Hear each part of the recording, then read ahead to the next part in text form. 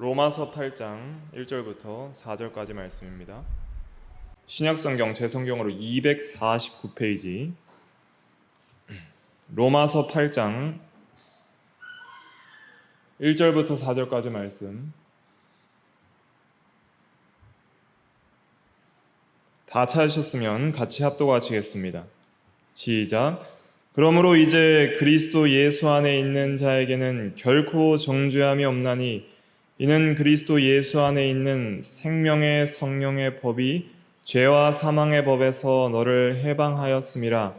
율법의 육신으로 말미암아 연약하여 할 수 없는 그것을 하나님은 하시나니 곧 죄로 말미암아 자기 아들을 죄 있는 육신의 모양으로 보내어 육신의 죄를 정하사 육신을 따르지 않고 그 영을 따라 행하는 우리에게 율법의 요구가 이루어지게 하려 하심이니라. 아멘. 네, 이 시간 십계명 강의 세 번째 시간으로서 십계명 서론 세 번째 시간입니다. 오늘 제목은 저번 시간에 이어서 똑같이 율법과 복음 두 번째 시간입니다. 율법과 복음 2 해서 율법과 복음에 대해서 저번 시간에 말씀을 드렸는데 이어서 율법과 복음 2입니다. 2로서 십계명 강해 아직 본론 들어가지 않고 33번째 시간입니다.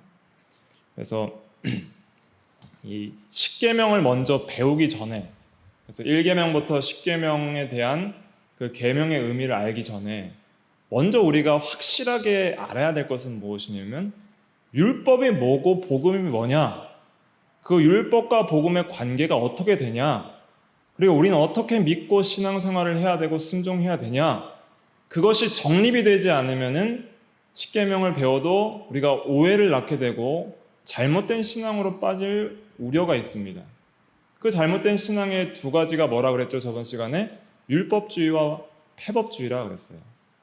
그러니까 율법주의는 율법을 지켜서 의롭게 되려고 하는 자들, 율법의 행위로 의롭게 되어서 구원받으려 하는 자들이고 그것도 이단이고, 폐법주의는 복음을 통해서 그리스도를 통해서 율법을 완성했기 때문에 더 이상 율법을 안 지켜도 된다고 하는 자들, 그 두 가지 부류를 말을 했습니다.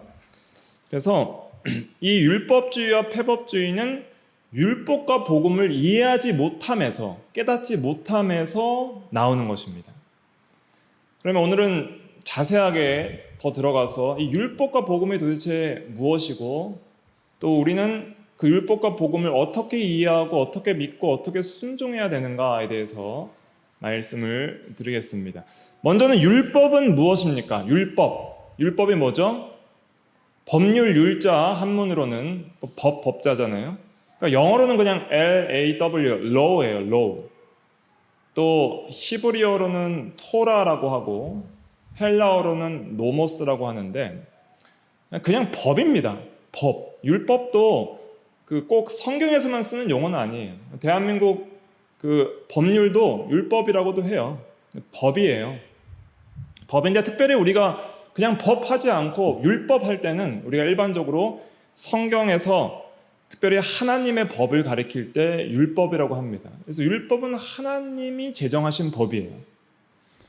하나님은 창조주이시고, 그리고 하나님은 이 모든 이성적 피조물들을 창조할 때, 천사들이나 또 인간을 창조할 때 그들에게 법을 주셨어요. 그러니까 율법은 언제부터 존재한 거예요? 창조 때부터 존재한 거예요.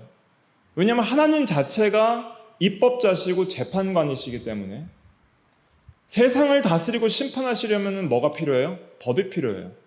그래서 하나님을 반영하는, 하나님의 속성을 반영하고 하나님의 성품을 담은, 하나님을 닮은 법을 만드셔서 이렇게 사는 것이 선이고 이렇게 살지 않는 것이 악이다, 선과 악을 판단할 수 있는 그런 법을 주신 것입니다. 그 선과 악의 절대적 기준을 준 거예요. 어떻게 사는 것이 하나님 앞에 선이고 어떻게 사는 것이 의이고 어떻게 사는 것이 악인지에 대한 절대자께서 절대 기준과 절대 법을 주시게 됩니다. 그게 하나님의 법, 율법이에요. 그러면 복음은 뭐예요? 복음은 기쁜 소식, 복된 소식입니다. 복음하면 기쁜 소식, 또 복된 소식이에요.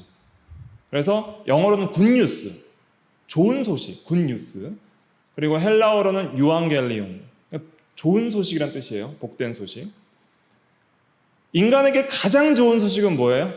가장 굿뉴스는 구원의 소식인 거예요.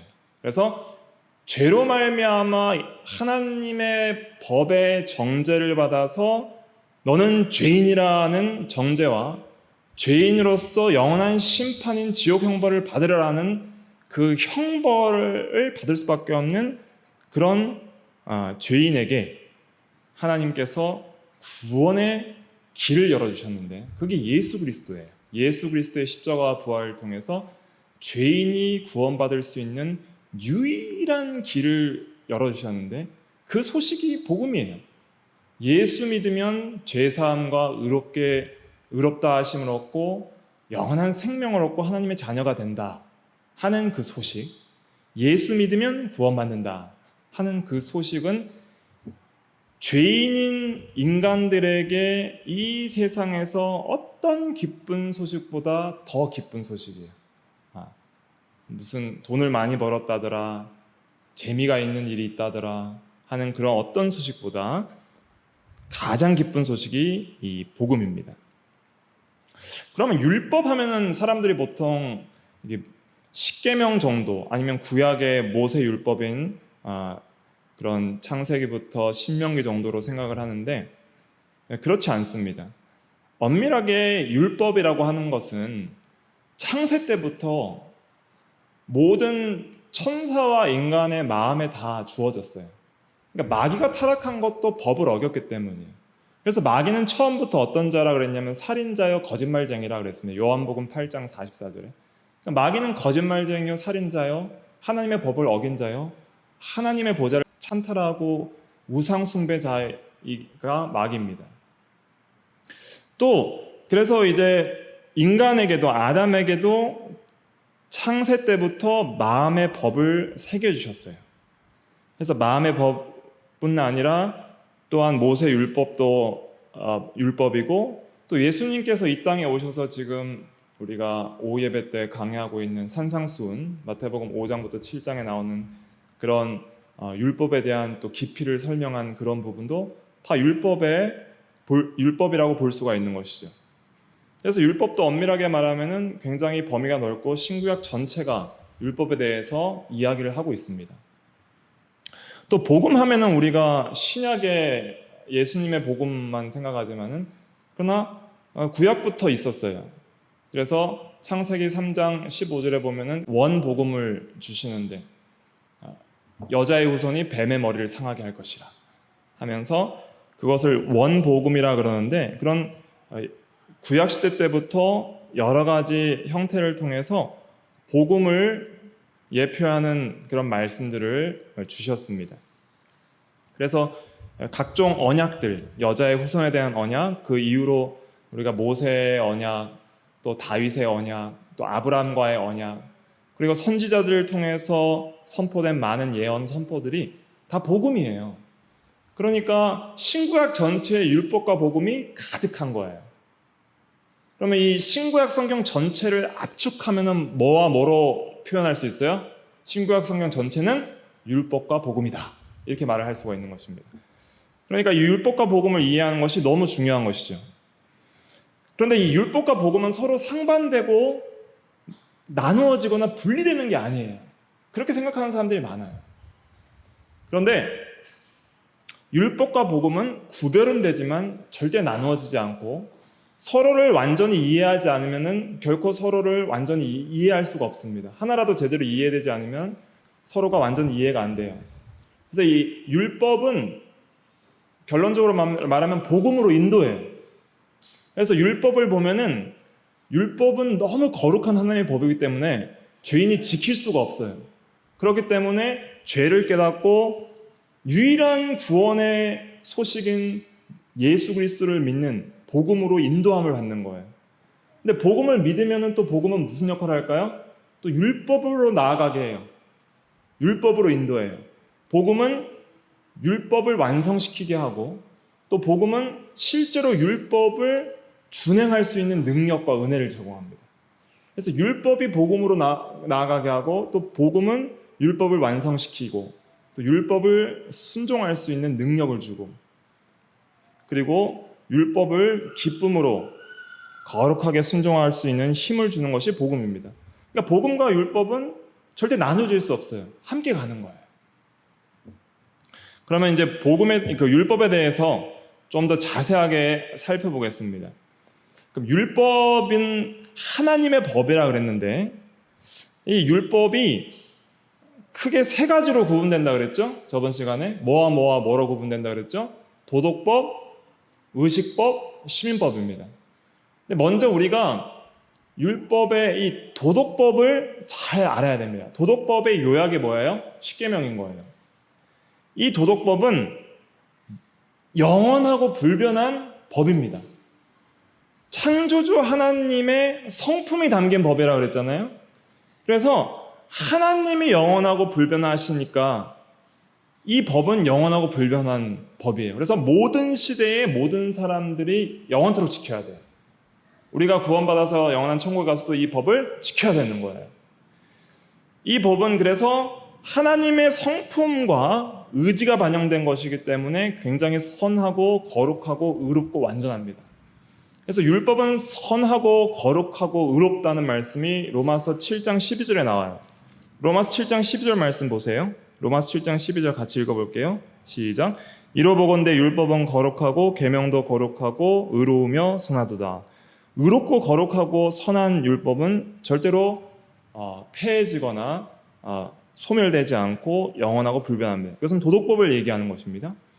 그리고 여호와의 율법은 완전하며 영혼을 소생케 한다고 시편 19편 7절에도 말을 하고 있어요.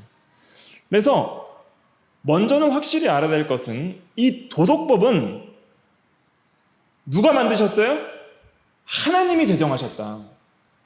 이 도덕법은 하나님의 성품이 반영된 것이다. 그렇기 때문에 이 도덕법은 선하고 의로우며 거룩하며 완전하고 영원 불변의 진리다. 그래서 영원 불변이 모든 도덕적이고 이성적인 피조물인 천사와 인간들이 귀신과 마귀와 불신자와 신자, 택자와 불택자 모두 마땅히 그 법을 순종할 의무가 있다는 것입니다. 그래서 이 법은 영원하고 완전한 절대 불변의 절대 법이다. 이것을 확실하게 믿어야 돼요. 근데 이 법을 언제 주셨다 그랬어요? 이 법을 언제 주셨어요? 창조 때 모든 이성적 피조물에게 다 주신 거예요. 천사에게도 주시고 또 아담에게도 주십니다. 또 모든 인간들에게 이 법을 주세요. 그런데 그 법을 어디에 새겨 놓으셨냐면은 마음에 새겨 놨어요. 그러니까 책을 써서 주신 게 아니라 창조하실 때부터 그 마음 안에 이미 그 법을 새겨 놨어요. 그 말씀이 어디에 나와 있냐면 로마서 2장 15절에 나와 있습니다. 로마서 2장 14절부터 15절 한번 찾아볼까요? 로마서 2장 14절부터 15절 같이 읽어볼게요. 시작. 율법 없는 이방인이 본성으로 율법의 일을 행할 때에는 이 사람은 율법이 없어도 자기가 자기에게 율법이 되나니 이런 이들은 그 양심이 증거가 되어 그 생각들이 서로 혹은 고발하며 혹은 변명하여 그 마음에 새긴 율법의 행위를 나타내느니라. 아멘. 자, 이스라엘 백성들은 율법의 그 말씀을 받았지만은 이방 사람들은 받지 못했어요. 받지 못했어도 자기가 자기에게 율법이 된다는 건 뭐예요? 자기 안에 율법이 있다는 거예요. 자기 안에 율법이 뭐예요? 마음에 새긴 율법이라 그랬어요. 그것을 양심이라 그럽니다. 그러니까 믿는 자나 믿지 않는 자나 모든 사람들이 다 양심이라는 걸 갖고 있단 말이에요. 근데 양심이라는 것은 법대로 하지 않으면 양심의 가책을 받는 그 마음의 상태를 말하는데 선과 악을 분간할 수 있는 그런 마음에 새겨진 법을 말하는 것인데 그 마음에 새겨진 법이 있다는 것은 이미 태초에 창세 때부터 모든 인간에게 또 이성적 피조물에게 하나님께서 법을 주셨다는 거예요. 마음에. 근데 문제는 뭐예요? 문제는 뭐냐면 타락 이후에, 아담의 범죄 이후에 타락한 모든 죄인들은 이 마음에 새긴 법을 잘 깨닫지를 못해요. 희미해졌어요. 그리고 또 한 가지는 그 양심대로 순종하면서 살기를 원하지를 않아요. 대부분은 불순종하며 그 양심을 어기며 그렇게 살기를 즐겨하는 것이 죄인의 타락한 상태입니다. 법을 순종하기 싫어하는 거예요. 기회만 있으면은 불법을 행하려고 힘쓰는 것이 죄인의 상태입니다. 그래서 하나님께서 이 십계명을 주신 이유는 뭐냐면은 원래 아담의 마음에 새겨지고 모든 인간에게 마음에 새겨진 이 법 자체가 타락함으로 이 마음판에 명백하게 나타나지 못하고 또 그대로 살지도 못하니까 하나님께서 마음에 새겨진 법과 본질적으로 동일한 법을 실제로 돌판에 자신이 친히 손가락으로 새겨서 인간들에게 주시게 됩니다. 그러니까 십계명 돌판으로 받은 그 십계명은 태초에 창조 때 첫사람 아담의 마음과 모든 인간의 마음에 새겨주신 법과 본질적으로는 동일한 법이에요. 그게 도덕법이에요. 그래서 도덕법은 영구불변의 진리입니다. 그래서 십계명을 주시기 전에도 인간이 법을 어겼을 때에 십계명에 근거해서 십계명에 나온 법대로 심판을 받게 됩니다. 아담과 하와가 선악과를 따먹은 것은 무슨 법을 어긴 거예요? 탐내지 말라는 법 어긴 것이죠. 도둑질, 하나님의 것을 도둑질한 법을 어긴 것이죠. 그걸 먹음으로 자신과 모든 인류를 죽게 한 살인죄를 진 것이죠. 또 그걸 먹음으로 하나님같이 되려는 우상숭배의 마음, 또 그것을 하나님보다 더 사랑한 우상숭배의 마음을 가진 것이죠. 그리고 십계명을 주기 이전에도 가인이 살인죄를 지었을 때 심판을 받죠. 살인하지 말라는 계명대로 심판을 받는 거예요. 또 소돔과 고모라 사람들은 간음죄로 심판을 받습니다.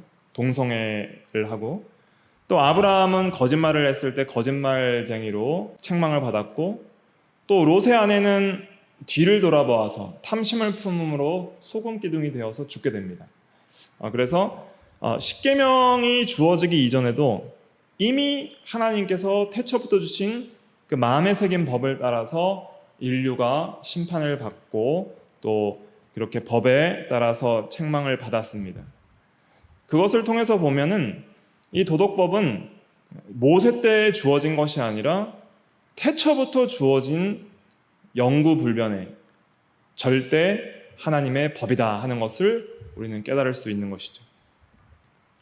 그런데 이 도덕법을 볼 때에 우리 모든 인간들은 이것을 온전히 지킬 수가 없어요. 워낙 완전한 법이고 이 도덕법은 하나님의 의와 선하신 성품이 담겨있기 때문에 이 법을 지키려면 앞으로 우리가 십계명을 배워서 이제 그 십계명을 배우려고 힘을 써야 될 거 아니에요? 근데 힘을 쓰려고 하다 보면은 내가 얼마나 불완전하게 이 법을 지키고 있는가를 더 밝히 알아갈 수 있습니다. 정말 이 법을 내가 하나라도 제대로 지키는 것이 없구나라는 고백을 속으로 할 수밖에 없어요. 왜냐하면 이 법은 너무 완전하고 거룩하고 선하기 때문에 어떤 인간도 지키려고 할수록 더 낙심할 수밖에 없는 법입니다. 그래서 이 법을 지키기 위해서는 마음으로부터 완전하게 순종해야 되고 또 하나라도 어기면은 모든 법을 어기는 것이기 때문에 하나님의 진노를 피할 길이 없는 거예요. 그래서 이 법을 통해서 깨닫는 건 뭐냐면은 첫째로는 내가 죄인이구나. 그리고 이 법 앞에 내가 얼마나 부족한 자이구나. 이 법을 내가 순종함에 있어서 너무나도 부족하고 날마다 마음과 행위로 이 법을 어기고 있는 자이구나 하는 것을 깨달을 수밖에 없는 거예요. 그리고 우리는 유일한 구원이요, 우리의 완전한 의요, 생명이요, 죄 사함 받는 유일한 길인 예수 그리스도를 붙들 수밖에 없는 것입니다. 그래서 모세 율법에는 이 도덕법뿐만 아니라 의식법이 있었어요. 그 의식법이 뭘 가리키냐면 바로 예수 그리스도를 통한 그 죄사함의 길을 보여주는 거예요. 그래서 의식법이 곧 복음을 예표하는 것입니다. 그러니까 율법 안에 복음이 들어있어요. 그러니까 의식법 안에도 복음이 가득하게 들어있는 거예요. 레위기나 또 출애굽기에 나오는 여러 가지 제사 제도나 여러 가지 의식들과 상징들을 통해서 그 안에 예수 그리스도의 십자가와 그 대속의 진리, 구속의 진리들이 가득하게 들어있는 것입니다. 그래서 도덕법을 보면은 우리의 죄를 깨닫고 이제는 그 죄 사함의 유일한 길인 예수를 향하는데, 구약에는 그 의식법을 통해서 예수님을, 앞으로 오실 예수를 믿고 구원을 받게 하신 것이죠. 그러니까 복음과 율법이 나누어지는 것이 아니라 특별히 율법의 도덕법을 통해서도 완전한 의인 예수 그리스도를 바라보게 되는 거예요. 도덕법을 통해서 이 도덕법을 완전히 지킬 수 있는 그 완전한 의, 이 도덕법을 완전 순종할 수 있는 그 완전한 의는 그 누구에게도 없다. 오직 예수께만 완전한 의가 있다. 도덕법을 봐도 예수께 나아가게 되는 거예요. 의식법을 통해서 나를, 내 죄를 대신해서 죽는 양들을 통해서 나의 죄를 대신해서 죽으시는 예수 그리스도를 믿고 죄 사함을 받는 그 은혜를 얻게 되는 것이죠. 시민법은 뭔가? 시민법은 구약의 그 하나님을 왕으로 섬기는 신정국가인 이스라엘 나라에게 주신 법이에요. 그래서 살인하면 죽이고, 부모를 욕하면 죽이고, 간음하면 죽이고, 우상숭배하면 죽이고, 또 이는 행한 대로 보응하게 하시고, 이는 이로 눈으로 갚게 하시고, 또 훔치면 몇 배를 보상하게 하시고, 그런 어떤 민법과 상법과 형법에 대한 법들이 있잖아요. 그게 시민법이에요. 그럼 이 시민법은 무엇을 말을 하냐면은, 죄를 깨닫고 의식법을 통해서 예수 그리스도를 믿은, 구원받은 하나님의 백성은 이제 내가 왕된 삶을 버리고 누구를 왕으로 섬기는 삶을 살으라는 거예요. 하나님을 왕으로 섬기는 삶, 하나님의 통치를 받는 삶을 살으라는 것이죠. 그래서 오늘날 우리가 시민법과 의식법은 그리스도 안에서 성취되고 완성되어 있기 때문에 더 이상 문자적으로 지키지 않아요.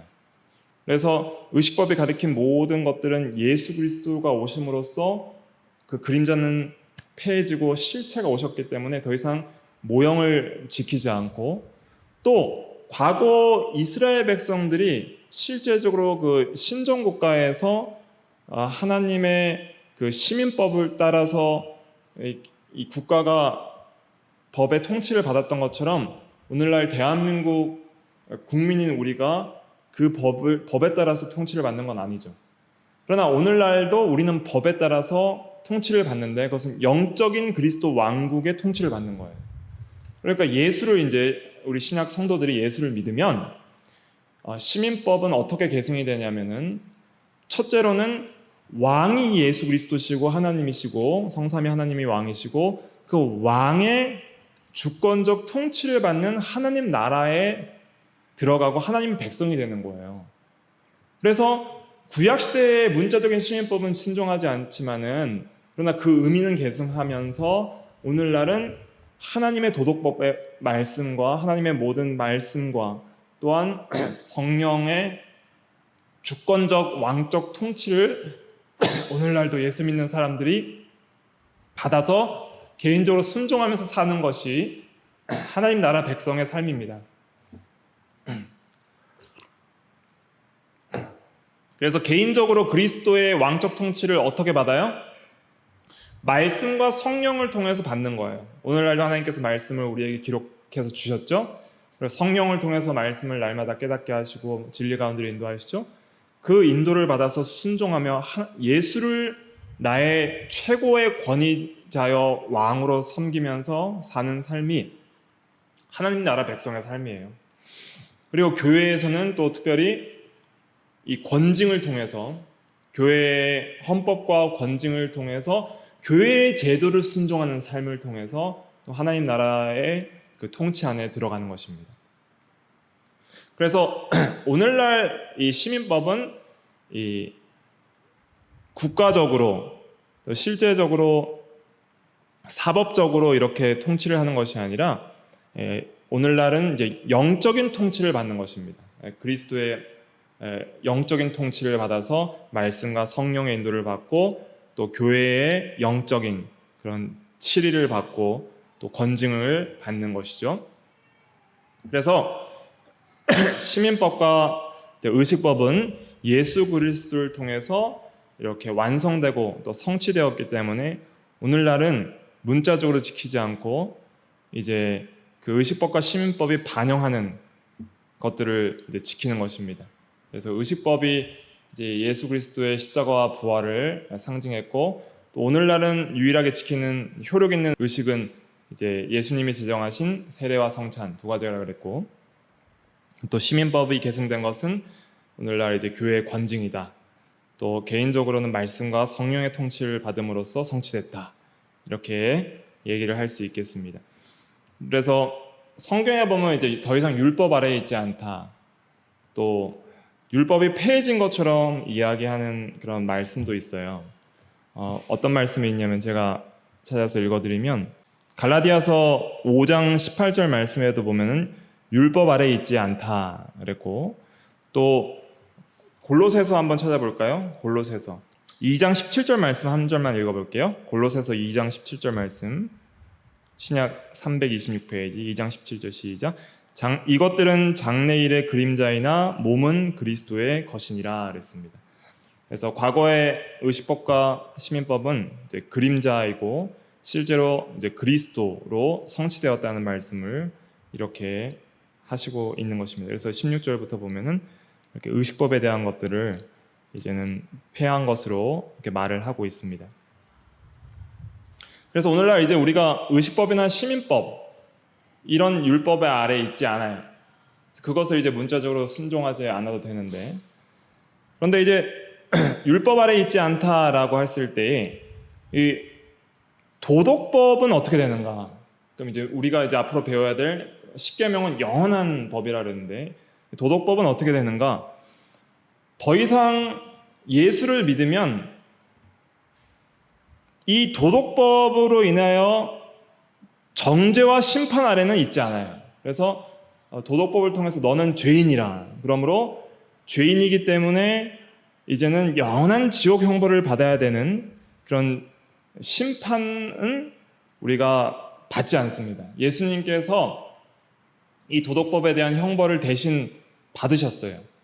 우리가 도덕법을 어긴 것에 대한 그 형벌을 대신 받았어요. 그래서 대형이라 그러고 또 예수님께서 이 땅에 오셔서 하신 일은 이 도덕법의 모든 요구들을 다 순종하셨어요. 대신 다 행해 주셨어요. 그래서 대행, 대신 형벌 받으신 대형, 또 대신 순종해 주신 대행으로 말미암아 형벌을 받으셨기 때문에 더 이상 우리의 죄가 이제는 없고 사해지는 거예요. 예수를 믿으면은 죄 사함을 받고 또 대신 완전히 행해 주셨기 때문에 예수를 믿으면 완전한 의를 얻게 됩니다. 그래서 도덕법은 좀 구별을 해야 되는데 도덕법 아래에 있지 않는 것은 어떤 의미로 그러냐면은 도덕법의 정죄와 심판, 도덕법을 통해 우리를 정죄하고 심판하는 것 아래에 있지 않아요. 그리고 구원을 받기 위해 율법을 지켜야 할 의무로부터도 우리가 벗어나게 됩니다. 율법 아래에 있지 않고 은혜 아래에 있다고 성경에서 얘기를 하는 이 의미는 그런 의미입니다. 그래서 이제는 십계명을 봤을 때 예수를 믿는 우리에게는 십계명을 통해서 우리가 죄를 깨닫지만은 죄를 깨닫는다고 할지라도 우리가 그 죄인으로 정죄받고 심판은 받아요, 안 받아요? 안 받는 거예요. 왜냐하면 예수님께서 대신 심판받고 예수님께서 완전히 순종하셨기 때문에 정죄와 심판을 피하고 그래서 우리가 구원받기 위해서 율법을 지킬 의무는 이제 없는 겁니다. 성경에 보면 율법을 지켜라 그리하면 살리라는 말이 있어요. 레위기 18장 5절 또 잠언 4장 4절에 보면 이 명령을 지키라 그리하면 살리라 그랬습니다. 그런데 어떤 인간도 명령을 지켜서 구원받을 인간이 없어요. 이미 어긴 죄도 있고, 어긴 죄는 뭐 계속 미래에 지킨다 해도 그 죄에 대한 심판은 피할 길도 없고, 또 평생을 지키려고 힘을 써도 지킬 수가 없어요. 그런데 예수를 믿으면 어떤 놀라운 일이 일어나냐면, 예수를 믿으면 그리스도 안에 들어갑니다. 오늘 읽은 로마서 8장 1절에 뭐라 그랬어요? 그러므로 그리스도 예수 안에 있는 자들은 결코 뭐함이 없나니? 정죄함이 없나니. 그랬죠? 그래서 예수를 믿으면 놀라운 일이 일어나는데, 예수님이 내 안에 계시게 되고 내가 예수님 안에 들어가게 됩니다. 그래서 예수를 믿으면 성령을 통해서 영적으로 또 신비적으로 또 생명적으로 예수님과 우리가 연합이 돼요. 이걸 믿으셔야 돼요. 예수와 우리가 연합이 되는데, 그 연합을 통해서 우리가 얻는 놀라운 은혜는 뭐냐면, 예수님께서 이루신 공로들이 우리에게 전가가 돼요. 그래서 첫째로 예수를 믿어서 믿음으로 연합되는데, 내가 예수님을 믿습니다 하면 믿음으로 예수님과 내가 연합이 되는데, 실제로 그 연합을 이루시는 분은 성령께서 이루시는 거예요. 성령 안에서 우리가 그리스도 안에 들어가는 거예요. 그러면 그 연합을 통해서 주시는 놀라운 은혜는 뭐냐면 칭의와 중생이에요. 칭의와 중생. 그래서 또 성화까지 가는데, 연합을 통해서 예수의 죽음이 내 죽음이 됨으로 말미암아 예수께서 내 죄를 대신해서 죽어주신 그 죽음이 내 죽음이 돼서 나도 죄에 대하여 죽었기 때문에 죽은 자는 심판을 받지 않아요. 그렇죠? 살인죄를 지은 사람도 자기가 자살을 해버리면 법적 심판의 효력이 없어져요. 죽어버리면 심판을 받지 않기 때문에 예수의 죽음이 예수와 연합되어서 내 죽음이 되어버렸기 때문에, 예수께서 내 대신 죽어주셨기 때문에, 그래서 더 이상 나는 죄에 대한 정죄와 심판을 받지 않게 되는 것입니다. 도덕법의 정죄와 심판을 피하게 되는 거예요. 그리고 예수님께서 완전히 이루어주신 그 완전한 의를 내가 믿음으로 받아서 나는 완전한 의를 가졌어요. 내가 순종해야 될 그 율법의 요구가 있는데 예수님이 대신 다 순종하셨기 때문에 완전한 의도 내가 받는 거예요. 정죄와 심판, 죄사함의 은혜도 받고 칭의의 은혜도 받는 거예요. 그런데 이거는 법적이에요. 따라해보세요. 법적. 그리고 그것은 예수님께서 이루신 공로를 내가 거저 받는 거예요. 그래서 그걸 은혜라 그래요. 그러니까 복음은 오직 예수를 오직 은혜로, 오직 믿음으로 받는 거예요. 그러니까 내가 죄사함 받고 의롭다함을 받는 게 내 공로예요? 예수님 공로예요? 예수님 공로예요. 그거를 은혜로 받는다는 것은 선물로 받는 거예요. 그렇기 때문에 이제는 정죄와 심판을 피하고 완전한 의를 우리가 받게 되는 것입니다. 그런데 법적으로는 그렇게 우리가 죄사함과 의롭다함을 받았지만은 이제 실제적으로 우리가 어떻게 변화돼야 되는가? 실제적으로는 우리 안에 예수님께서 예수와 연합되면은 예수의 생명이 우리에게 들어오는 거예요. 예수의 생명을 받는 거예요. 그래서 오늘 본문 말씀 다시 한번 읽어볼게요. 본문 말씀 8장 1절부터 2절 같이 읽어볼게요. 시작. 그러므로 이제 그리스도 예수 안에 있는 자에게는 결코 정죄함이 없나니 이는 그리스도 예수 안에 있는 생명의 성령의 법이 죄와 사망의 법에서 너를 해방하였음이라. 아멘. 자, 여기서 이것을 잘 구분해야 되는데 칭의와 중생을 구분하셔야 됩니다. 칭의와 중생을. 이걸 잘 구분해야지 우리 안에 받은 은혜들을 깨달을 수가 있어요. 칭의는 죄사함과 의롭다함을 받는 것인데 그거는 아까 법적으로 받는다 그랬죠? 법적이에요. 그러니까 신분의 변화를 가리키는 거예요. 법적은 신분의 변화인데 전에는 죄인의 신분이었어요. 그런데 법적으로 사함을 받았기 때문에 신분이 누구예요? 의인이에요. 근데 상태는 달라요. 전에는 전적으로 타락한, 전적 부패한 상태였어요. 그래서 마음으로부터 온통 마음이 육신의 생각이고 죄악된 생각이니까 하나님의 법을 순종할 수도 없고 굴복하지도 않아요. 그런데 예수를 믿으면 놀라운 일이 발생하는데 그건 뭐냐면은 예수님의 생명을 받아요. 그 생명은 부활의 생명이고 영원한 생명이에요. 생명은 뭐예요? 생명? 생명은 살아있게 하는 힘 그 자체예요. 이 생명은 어떤 능력이 있냐면 죄를 이기게 하는 능력이 있고 사망을 이기게 하는 능력이 있어요. 그러니까 생명은 힘이에요. 능력이고 죄도 이기게 하고 사망도 이기게 하는 힘이에요. 그 힘이 우리의 죽었던 영혼을 살리고 그리고 이제는 실제적으로 죄와 사망을 이기게 하는 힘을 주는 거예요. 그 힘이 누구로부터 와요? 예수로부터 와요. 성령을 통해서. 근데 여기서도 생명의 성령의 법이라고 그랬는데 성령도 생명이에요. 예수님도 생명이고 하나님 아버지도 생명이에요. 자, 나는 부활이요 생명이니 그랬죠, 예수님이. 또 예수님께서 나는 길이요 진리요 생명이니 그랬죠. 그러니까 하나님만이 생명이에요. 생명과 존재가 동일시될 수 있는 분은 하나님밖에 없어요. 김아무개는 생명이다 할 수 있어요? 이 세상에 어떤 것도 그것은 생명이다. 그것 자체가 생명이다 할 수 있는 것은 아무것도 없어요. 물질이 생명이다, 음식이 생명이다, 그럴 수 없는 거예요. 어떤 사람이 생명이다, 그럴 수 없는 거예요. 그럼 생명은 누구예요? 생명은 하나님밖에 없어요. 생명과 동일시될 수 있는 분은 본질적으로 하나님뿐이 없어요. 하나님이 생명 그 자체이신 거예요. 생명의 근원이시고 모든 만물에게 생명과 호흡과 기동하며 존재할 수 있는 모든 힘을 주시는 분은 하나님 한 분뿐이에요. 그런데 예수를 믿으면 죄사함과 의롭다함을 법적으로 받을 뿐만 아니라 뭘 받아요? 생명을 받는 거예요. 생명.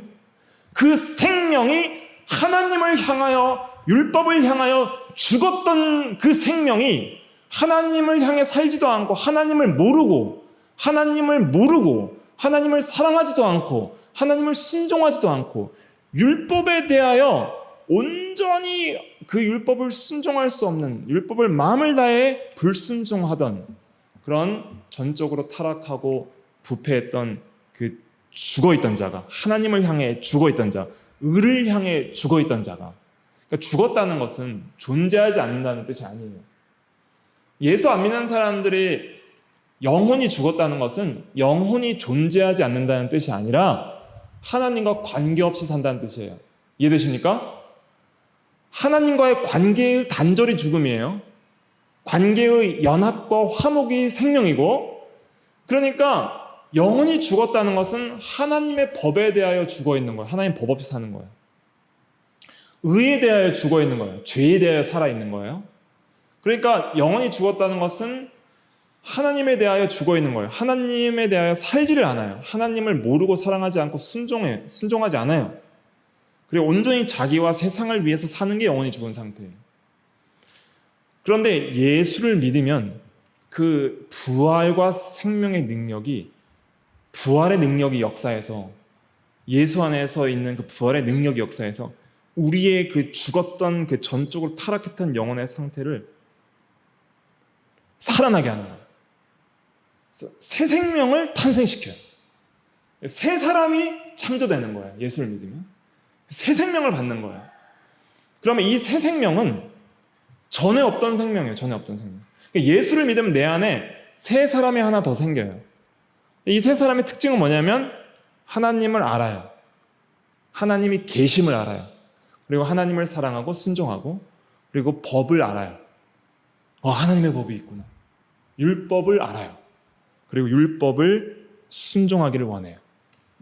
근데 문제는 뭐냐면 이 새 사람의 마음이 중생한 성도의 주도적인 성향인데, 문제는 뭐냐면은 아직 옛사람이 폐잔병처럼 남아있어요. 그러니까 우리 안에는 법적으로는 죄사함 받았죠. 법적으로는 의롭다 하심을 받았죠. 근데 실제적으로는 새 생명으로 말미암아 새 사람도 있지만은 실제적으로는 아직 죄성과 옛사람이 남아있다는 거예요. 그게 우리의 실제 상태예요. 그러니까 실제적으로 이제는 율법을 순종해 나가는 삶을 살려면 새 사람의 마음, 새 마음을 따라서 이제는 순종해야 돼요. 하나님의 성령을 의지해서 성령을 따라서 율법의 말씀을 순종할 때에 이제는 실제적으로 율법을 순종하는 사람이 되어나가는 것입니다. 그런데 옛사람의 마음이 남아있잖아요. 그러니까 육신의 생각을 하게 되면, 생각이 중요한 거예요. 육신적으로 생각하게 되면은 세상을 사랑하고 자기를 사랑하고 쾌락사랑이를 하나님보다 더 사랑하기 때문에, 로마서 8장 7절 말씀 다시 한번 읽어볼게요. 로마서 8장 7절 말씀만 읽으면 안 되고 5절부터 7절까지 의미를 생각하면서 같이 읽어볼게요. 시작. 육신을 따르는 자는 육신의 일을, 영을 따르는 자는 영의 일을 생각하나니 육신의 생각은 사망이요 영의 생각은 생명과 평안이니라. 육신의 생각은 하나님과 원수가 되나니 이는 하나님의 법에 굴복하지 아니할 뿐 아니라 할 수도 없습니다. 아멘. 그래서 육신을 따르는 자는 육신의 일만 생각해요. 육체적인 것만 생각해요. 무엇을 먹을까, 무엇을 마실까, 무엇을 입을까, 돈을 사랑하고 내가 어떻게 육신을 즐겁게 쾌락을 사랑하고 또 어떻게 하면 육신적으로 이 세상에서 명예와 영광과 높임과 존귀를 얻을까 하는 그런 것들만 생각하는 거예요. 그래서 이 육신의 생각은 하나님을 미워하게 되기 때문에 하나님의 법에 절대 굴복할 수가 없어요. 그러니까 우리 안에 계속 두 마음이 싸우는 거예요. 육신의 생각이 계속 싸워요. 하나님 법에 굴복하기 싫어. 그 다음에 육신의 생각으로 살 거야. 그렇게 해서 하나님의 법을 싫어하는 거야. 때로는 우리가 율법을, 십계명을 보면은 십계명이 막 싫어질 때가 있을 거예요. 계명을 적극적으로 미워하고 막 불순종하려는 마음이 막 튀어나올 때가 있어요. 그것은 육신의 생각이에요. 내가 여전히 남아있는 그 옛사람의 마음이 나오는 거예요, 속에서. 우리에게 또 어떤 마음이 있어요? 새 사람의 마음이 있는 거예요. 예수의 생명을 받은, 하나님을 향해서 살게 된 그 새 생명이 있어요. 율법에 대하여 율법을 사랑하고 순종하기를 원하는 새 마음이 있어요. 그 새 마음, 새 사람이 이제는 주도적인 성향인데, 그렇기 때문에 중생한 성도는 율법을 어기면은 때로는 육신의 생각대로 즐겨서 율법을 어겼지만은 괴로운 거예요. 내가 죄인이구나. 오라 나는 공고한 사람이로다. 로마서 7장 24절부터. 누가 이 사망의 몸에서 건져내라. 이런 고민이 생기는 거예요. 그럼 이 고민에서 해방되어서 이제 율법을 잘 순종하려면은 누구를 따라 살아야 돼요? 성령을 따라 살아야 돼요. 성령. 그러니까 우리에게 예수의 생명이 예수를 믿으면 주어져서 새 사람과 새 마음이 생겼지만은 이 새 사람은 이제는 율법을 순종하길 원해요. 근데 그 순종을 하려면은 나 혼자의 힘으로는 안 돼요. 마음의 원이 있지만은 이 육체의 이 옛사람의 연약성을 이길 힘이 부족하단 말이에요. 그러니까 생명의 성령이 나와 함께 하시고 나를 도우시고 나에게 은혜를 주시면은 이 육체의 생각과 소욕을 이기고 이 새 사람의 마음을 따라서 율법을 사랑해서 자원하여 순종할 수 있는 힘을 얻게 되는 것입니다. 그러니까 어떻게 하면 성령을 따라 살 수 있을까요? 어떻게 하면 성령을 따라 살 수 있냐면은 적극적으로 내가 이 율법을 사랑하고 순종하려고 믿음을 써야 됩니다. 새 사람이 있기 때문에 쓸 수 있는 거예요. 전에 없던 사람이 있기 때문에 성령을 의지하고 믿어야 돼요. 믿음은 내 행위가 아니에요. 믿음은 은혜를 받는 수단과 그릇이에요. 적극적으로 믿고 순종하기를 힘쓸 때에 순종하고자 하는 자에게 성령께서 순종케 하시고, 거룩하게 살고자 하는 자에게 성령께서 거룩한 능력을 주시고, 율법을 순종하고자 하는 마음을 가지고 순종할 때 그때서부터 성령께서 전폭적으로 은혜를 주셔서 실제로 순종할 수 있는 그 생명의 힘을 줘요. 생명은 능력이라고 그랬어요. 생명은 뭐예요? 생명은 살아있게 하는 힘, 하나님을 향해 살 수 있게 하는 힘, 죄를 이길 수 있는 힘, 율법을 순종할 수 있는 힘이에요. 그 힘이 예수 믿기 전에는 전혀 없어요. 그러니까 율법을 순종하려고 해도 예수 믿지 않는 사람은 그 순종을 못해요. 믿는 사람은 어떻게 순종을 하느냐? 믿음으로 성령을 따라서 행하려고 하면 그 성령의 능력과 권능, 생명의 성령의 법이 뭐와 뭐의 법에서 우리를 해방시켜요? 죄와 사망의 법에서 해방시키는 거예요. 그 은혜로 말미암아 이제는 율법의 요구를 이루어지게끔 성령께서 역사하시는 거예요. 성령께서 내 안에서 역사하사 율법을 내가 순종할 수 있도록 하시는 거예요. 그 말씀이 4절 말씀이에요. 로마서 8장 4절 말씀 같이 읽어볼게요. 시작. 육신을 따르지 않고 그 영을 따라 행하는 우리에게 율법의 요구가 이루어지게 하려 하심이니라. 그 영이 뭐예요? 그 영이 누구를 가리켜요? 성령을 가리키는 거예요. 내 육신의 옛사람의 마음과 육신의 생각을 따르지 않고 내 새 사람의 마음이 영을 따라 행하는 우리에게, 영을 따라 행하는 우리는 누구예요? 주도적인 게 누구예요? 새 사람인 거예요. 새 사람. 새 사람이, 새 마음이 주도적으로 성령을 따라 행하는 우리에게 뭐가 이루어져요? 율법의 요구가 이루어집니다. 그 성령께서 하시는 거예요. 그러니까 이 은혜의 체험들이 있어야 되고 이 은혜가 있어야 됩니다. 그래서 이제 우리가 앞으로 십계명을 배울 거 아니에요? 그럼 십계명을 배우면 순종하기 싫은 마음도 들 수 있어요. 막 거부가 될 수도 있고 순종 안 되는 자신을 보고 막 낙심이 될 수도 있단 말이에요. 그런데 우리가 먼저 알아야 될 것은 죄사함과 의롭다함을 선물로 거저 받았다. 그래서 나는 이제 의인이 되었고 법적으로 하나님의 자녀의 신분이다. 신분이 변했어요. 관계가 하나님과 원수 관계에서 하나님과 자녀, 가족 관계로 변했습니다. 근데 실제적으로 이제 이걸 순종하라고 이제 그 순종해야 되는 의무는 변함이 없어요. 영구불변의 진리이기 때문에. 근데 어떻게 순종할 수 있느냐? 이걸 모르면은 이제 낙심하게 되고 시험에 들게 되는 거예요. 어떻게 순종할 수 있는 거예요? 새 마음이 성령을 따라서 행할 때, 육신의 생각이 올 때 육신의 생각을 따르지 않고 새 마음이 성령의 감동을 따라서 믿음으로 순종하려고 해야 되는 거예요. 이것은 우리의 의무예요. 그렇게 할 때에 성령께서 우리를 진리 가운데로 인도하사 율법의 요구가 이루어질 수 있도록 생명의 능력을 주시는 거예요. 그러면 그 능력으로 이제는 육신의 생각이 미워지고 하나님의 법이 좋아지고 하나님의 법을 너무 사랑해서 이제는 마음을 다해서 그 법을 순종할 수 있는 그런 상태가 되는 것입니다. 실제적으로 순종하는 상태가 되는 거예요. 그러니까 법적인 죄사함과 칭의는 받았고 실제적으로 성화를 이루어 나가는 데 있어서 십계명의 핵심이에요. 십계명을 지켜야만 실제적으로 율법의 요구를 이루어지는 삶을 살게 하십니다. 그래서 법적인 죄사함과 의롭다 하심과 실제적으로 율법을 행할 수 없는 자들을 구원하셔서 율법의 요구를 이루어지게 하시려고 예수님께서 우리를 위해 죽으시고 사시고 그리고 예수를 믿게 하셔서 성령을 통해서 예수와 연합되어서 우리에게 생명과 경건의 능력을 다 주시는 거예요. 이 진리를 깨닫고 믿음으로 이제는 이 빛을 따라서 순종하면 이제는 이 계명이 놀랍게 우리 마음속에서 이제 순종하게 되게 됩니다. 점점 이제는 어둠이 물러가고 조금씩 마음을 다해서 순종할 수 있는 실제적인 변화가 우리 가운데 이루어집니다. 그래서 예수님처럼 완전히 순종할 수 있는 완전 성화는 없어요.